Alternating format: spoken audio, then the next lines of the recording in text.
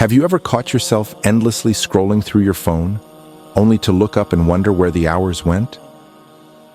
That was Ahmed's daily struggle. At 21, he was talented, full of potential, and deeply ambitious, but he couldn't seem to stop wasting his time.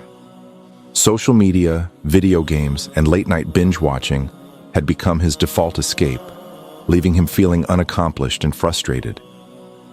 How did I let another day slip away? He often asked himself. One evening, Ahmed's younger sister walked in as he mindlessly scrolled through his phone. "You've been staring at that screen for hours," she teased. Ahmed laughed it off, but her words stayed with him. Is this really how I want to spend my life?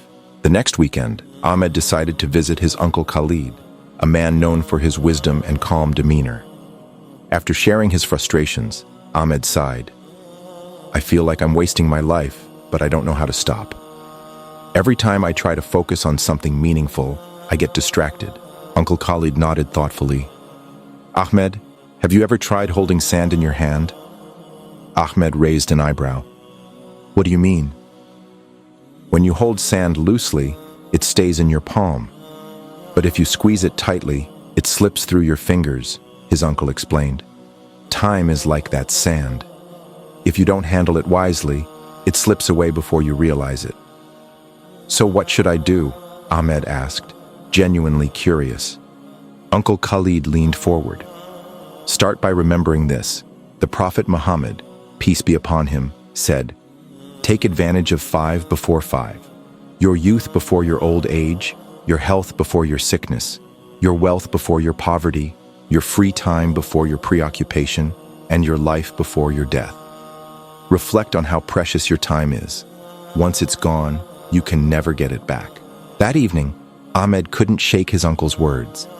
He opened the Quran, seeking guidance, and came across the verse, "By time indeed mankind is in loss, except for those who have believed and done righteous deeds and advised each other to truth and advised each other to patience."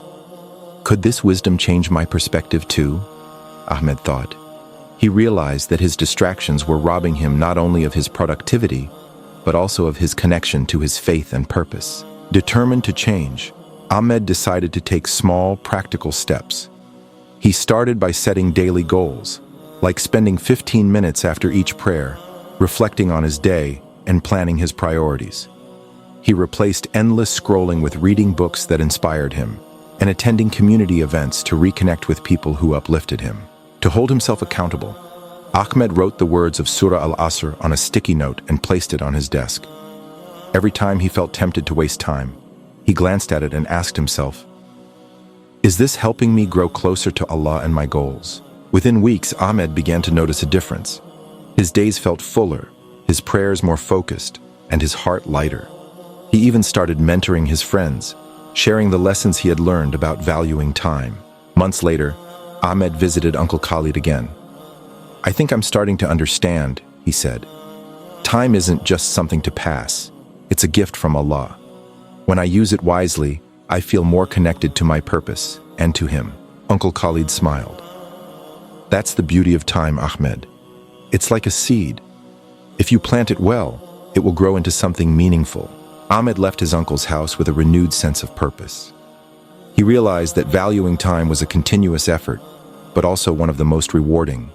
Time, he had learned, wasn't just a resource. It was an opportunity to build a meaningful life. Every moment holds potential.